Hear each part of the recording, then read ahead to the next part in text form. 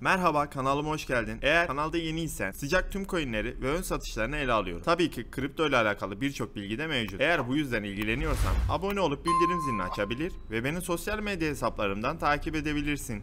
Herkese yeni bir videodan ve yeni bir seriden merhaba. Bundan sonra bir seri yapmayı planlıyorum. Bu serimiz şu şekilde olacak. Birçok Launchpad'i inceledik biliyorsunuz. Birçok IDO'yu da aslında bir nevi inceliyoruz. Yani ön satışa çıkacak projeleri. Artık bundan sonra daha detaylı ön satış projelerini inceleyeceğim. Bunun sebebi de Launchpad'ler, IDO'lar, IGO'lar, ön satış projeleri çok arttığı için hepsi güzel performanslar göstermemekte. Eskiden girdiğimiz tüm IDO'lar, Launchpad'ler en azından maliyetini ilk taksitte kurtarıyordu. Şu anda durum böyle değil. Satışa çıktığı fiyattan dahi diplere düşen projeler var ki bunlar çok da kötü Launchpad'lerde çıkan projeler değil. Bu yüzden dolayı böyle bir karar aldım. Zaten bu kararı aldığımda Twitter'da, Telegram'da duyurmuştum. Bundan sonra da böyle seri şeklinde çıkacak IDO'ları ön inceleme yaparak katılınabilir, katılılamaz diye eleştirmiş, incelemiş olacağız. Sizler de tabii ki yorumlarda eksik yanlarını, artı yönlerini, katılınabilir, katılılamaz, işte benim eksik gördüğüm, sizin doğru gördüğünüz şeyleri yorumlara yazarsanız tartışarak üstüne bir şeyler koymuş oluruz. Zaten yorumlara genelde hepsine cevap vermeye çalışıyorum. Bu IDO incelemelerimizi şu şekilde yapacağız. Diyelim IDO'nun yani ön satış projesinin alanı ne? Metaverse, gaming, işte bilemiyorum DeFi olabilir. Bunu inceleyeceğiz önce. Ondan sonra çizimlerine bakacağız. Çizimi varsa grafiklerine bakacağız. Resimler varsa buna bakacağız. Özgün mü diye bakacağız. Sonra Twitter, Telegram'da ne kadar aktif diye bakacağız. Yol haritasına bakacağız.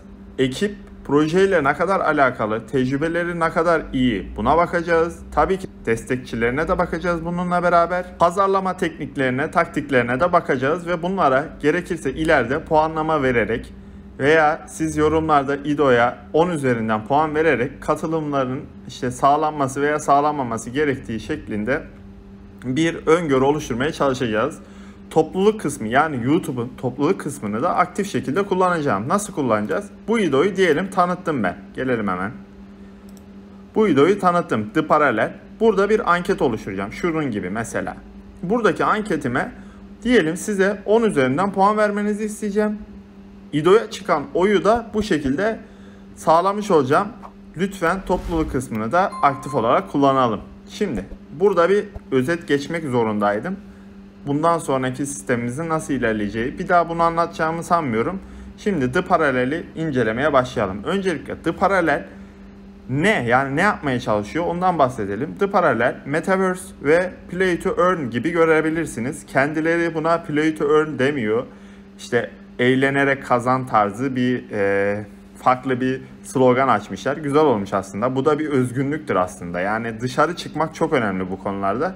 Bunlar da kabuğundan dışarı çıkmış slogan olarak. Projenin ne yapmak istediği ise şöyle tanımlıyorlar kendilerini. Özgür bir şekilde içeride işte oyunun içinde bu arada hani stake'e koyup mining gibi düşünmeyin. Gidiyorsunuz kazı yapıyorsunuz öyle düşünün.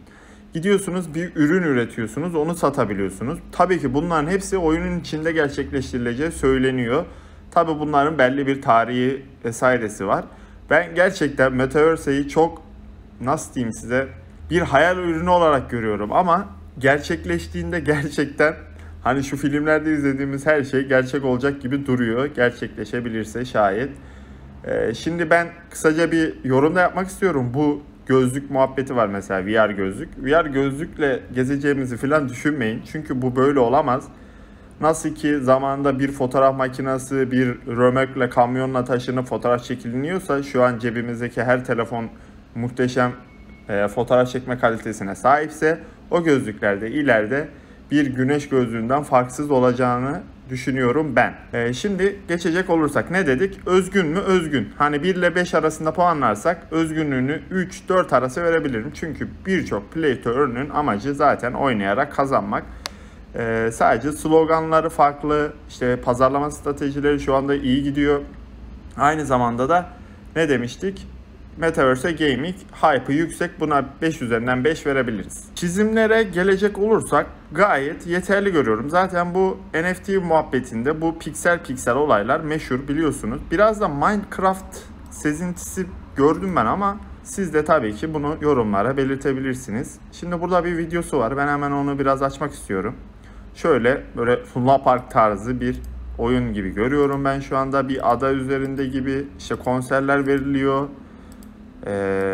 İşte gördüğünüz gibi bir şey var, bu korku treni mi diyeyim, o tarz bir şey devam ediyor, konser. Yani ben açıkçası güzel gördüm. Şunu bile yapamayan birçok proje var, yani şu videoyu bile. Bu arada bu 27'sinde IDO'su yapılacak Seedify üzerinde, kısaca ondan da bahsedeyim. Evet, 28'inde de listelenmesi olacak. O yüzden dolayı ne kadar süresi az kalsa da ileriye dönük de bu videonun bence bir değeri olacağını düşünüyorum. Videomuzu izledik.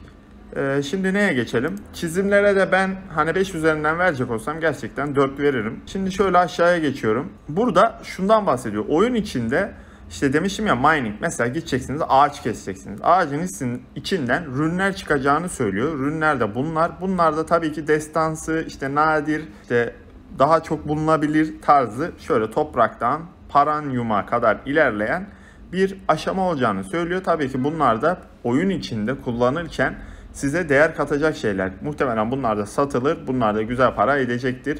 Tabii ki daha nadir olanlar çıkarsa. Burada basit oynama stili olacağını söylüyor. Yani herkes için oynanabilir, kolayca kazanmaya sahip olacağını söylüyor. İşte burada bahsettiğim olaydan işte ağaç keserek olacağından bahsediliyor. Şimdi şöyle aşağıya geldiğimde ben takımı inceledim kendimce. Takımı incelediğimde gördüğüm olay şuydu. Blockchain ve işte bu play to earn, işte grafikler olsun vesaire olsun, hem gençler hem de projede daha önceden deneyimi olmuş kişiler olarak gördüm ben. Siz de inceleyip bakabilirsiniz. CEO'ya burada basitçe yazmışlar mesela, blockchain'de 5 yıllık deneyim. Ya bunlar çok önemli şeyler olarak görüyorum ben. Şu da Night Online oynayanlar bilir. Felancor'a benzettim ben bunu. Tabii konuyla alakası yok. Oraya geçelim. Şimdi nereye gelmiş olalım? Yol haritasına bakalım. Hatta önce bir partnerlere bakalım. Takıma baktık. Takıma ben 10 üzerinden 10 veririm gerçekten. Çünkü sonuçta hepsi işinde gücünde insanlar. Şimdi partnerlere bakacak olursak büyük kapitalleri ben görüyorum. Şimdi büyük kapitaller derken neyden bahsediyorsun? İyi projelerde yer almış kapitaller. Kapitallere ben bu şekilde bakıyorum. OKEX de var. OKEX'in çıkardığı, yani destek olduğu çoğu proje zaten uçup kaçmış projeler oldu şimdiye kadar. Burayı da geçtik. Buraya da 10 üzerinden 10 veririm ben. Biraz üstünkörü anlatıyorum ama ben daha öncesinde detaylıca baktım. Size anlatıyorum üstünkörü. Çünkü bu video saatlerce sürsün istemiyorum. Bu şekilde ilerleyen bir yol haritası var.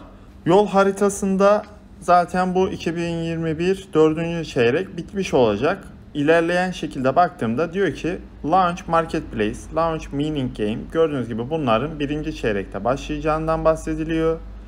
İşte alanın satışı, yani arazi satışları başlayacağından bahsediyor. Basit oyunlarla yeni işte staking, işte kazı sistemlerinin başlayacağından, işte bu tabii ki 2022 ikinci çeyrek, bu da 2022 üçüncü çeyrek olarak düşünebiliriz veya 3 bölüme de ayırmış olabilirler. Son bölümde ise yol haritasının diyor ki mesela işte eğlence şirketlerinin veya eğlence diyelim, nasıl düşünebiliriz bunu, mesela örnek vereyim. Bir tane ne olabilir? Spotify. Mesela Spotify'ın gelip burada konser verebileceğini düşünün. İşte VR gözlük entegresiyle diyor mesela, örnek veriyorum. Ve aynı zamanda da yeniden tekrardan farklı mining olayları geleceğinden bahsediyor. Bu şekilde yol haritası gidiyor. Ben yol haritasını gayet beğendim. Çünkü mesela burada direkt işte 2022'nin ilk çeyreğinde direkt marketplace mining gelecek diyor. Bu arada bu yol haritaları neden önemli? Ondan bahsedeyim kısaca. Yol haritası diyelim çıkarıldı ve proje buna uymadı veya eksik yönler kaldı. Mesela dedi ki burada launch marketplace dedi, değil mi? Bunu yapmadığı takdirde gerçekten projeyi çok kötü satış baskısına sokan bir olay bu. İçinde yaşayan varsa şayet bu olayı, ben yaşadım. Projeyi çok kötü, derinden etkiliyor yani ve footlar oluşmaya başlıyor. Bu şekilde de yatırımcı hem projeyi kötülüyor hem satışı oluyor, üst üste korku başlıyor vesaire derken proje çileden çıkıyor açıkçası. Ben yol haritasını beğendim. Neyimiz kaldı? The Parallel'in biraz da sosyal medyasını gezelim. Sosyal medyayı şöyle Twitter, Telegram, Discord diye gideceğim ben. TikTok vesaire çok önemsemiyorum açıkçası. Şöyle bu Telegram sayfasının abonesi 279 bin. The Parallel'in Telegram sayfası. Mesela yeni bir şey paylaşmışlar. 186 kişi görmüş. Yani bilemedim. Adet çok ama takip eden az. Herhalde airdrop tarzı biraz kasılmış grubun sayısı. Tabii ki çok güzel bir sayı, yani ona bir lafım yok ama mesela burada şöyle biraz yukarılara da çıkıyorum. Mesela en fazla 8.000 kişinin gördüğünü gördüm ben. Şurada var ya. Yani abone sayısı çok ama aktif mi ona tam emin değilim. Siz de karar verin buna. Şimdi Twitter'a geçelim. Evet, 96.300 kişi sahipler. Şöyle biraz tweetlerine bakmak istiyorum. Yani tweetleri ne kadar etkileşim almış ona bakalım. Mesela son paylaşımı 1 saat önce 27 beğeni 4 retweet. Yani gerçekten çok az. 2 gün kaldı diye bir tweet paylaşılmış. O da 27'ye 11, 34'e 14. Ya tabii ki bunlar bir asıl hedef değildir. Yani nasıl diyeyim hedef derken. Yani şurada işte 20 beğeni var diye proje leş denemez. Ama bunların da etkili olmasını insan umuyor. Yani ben bilemedim. Telegram'da da kişi çok. Abone çok. Burada da sayı çok ama etkileşim az gibi gördüm. Tabii ki sizin kararınızı merak ediyorum. Ben sosyal medya sayısından dolayı puan üzerinden vereceğim. Yani 2 ile 3 arasında kaldım. 3 vereyim çünkü 276 bin gerçekten etkileyici. 279 bin. Ama dediğim gibi etkileşim az. Burada mesela çok etkileşim almış. Bu sabitlenmiş tweet. Abi çok dediğim de yani çok. Evet, bu şekilde bunu da incelemiş olduk. İncelemediğimiz bir şey kaldı mı diye hemen kısaca bir bakmak istiyorum. Coin dağılımına bakmak istiyorum. Hani listelenmede başlangıç market cap'i ne olacak vesaire gibi. Yani coin dağılımına da baktığımda BSC ağında çıkacak total sabri gördüğünüz gibi 1 trilyon. Market cap'te şu demek, listelenmede çıkacağı hacim. Yani şunun 2 katı olduğunda 2x demek. Şurada var mesela bak. 785 bin dolara çıkıyorsa 1,5 milyonda 2x olur demek bu. IGO yani listelenme fiyatı da 004 diye listelenmiş. Listing 28'inde yani 2 gün var listelenmeye. Şu grafikten de zaten kaç x yapabileceğini kestirebilirsiniz. Yani kestirebilirsiniz derken zaten bunu bilmek mümkün değil ama gördüğünüz gibi hype yüksek. İşte biraz pazarlama var, reklam var. Proje gerçekten Metaverse'e oyuna kazan, işte güzel şeyler vaat ediyor. Gördüğümüz gibi iyi işler de yapmış. İşte yapamadığı şeyler de var. Mesela çok aktif değiller yani Twitter, Telegram'da benim gördüğüm. Sayılar var ama aktiflik yok. Şimdi şöyle baktığımızda benim tahminim yani projenin hype'ından dolayı 10x'e yakın yapacaktır. Yapamasa da şaşırmam açıkçası. Çünkü 7.8 milyon bir market cap lazım. 50x yaparsa da şaşırmam bu arada. Çünkü Metaverse şu anda ayrı bir hype'a sahip. Yani nereden ne çıkacağı belli olmuyor. Bu projemiz CDFI'de çıkıyor demiştim. CDFI'dan 1000 adet minimum alıp stake etmeniz lazım. 1000 adet aşağısı stake ederseniz buradan alım hakkı elde edemezsiniz. Ön satıştan, listelenmeden almak isteyen arkadaşlar da cüzdan adresi zaten The Parallel'in kendi sitesinde, açıklamalara link bırakırım. Şurada var. Oradan kopyalayıp işte Pancake'ten vesaireden almaya çalışabilirsiniz. Burada benim ekleyeceğim bir şey, CDFI'yi detaylıca öğrenmek istiyorsanız benim CDFI ile alakalı muhteşem, dünya üzerinde tek videom var. Aynı zamanda kendisi 6 dilde de altyazı çevirisi yapılmıştır. Buraya girip CDFI'ye katılamama, öğrenememe şansınız yok. Bu kadar da kendimden eminim. Varsa bilemediğiniz, anlayamadığınız yer gelip tabii ki Telegram'dan, Twitter'dan bana sorabilirsiniz. Videonun burada sonuna geldik. Videoyu yararlı bulduysan lütfen beğen. Dediğim gibi yorumlarda gel tartışalım. İşte hatta listelendikten sonra gelin tekrar tartışalım. Neyi eksik yaptık? İşte demek ki böyle bir faydası yokmuş vesaire gibi. Telegram, Twitter adreslerim aşağıda açıklamalarda mevcut. Buradan da bizimle irtibata geçebilir veya paylaşımlarımdan haberdar olabilirsin. Şimdiden sana bol kazançlar.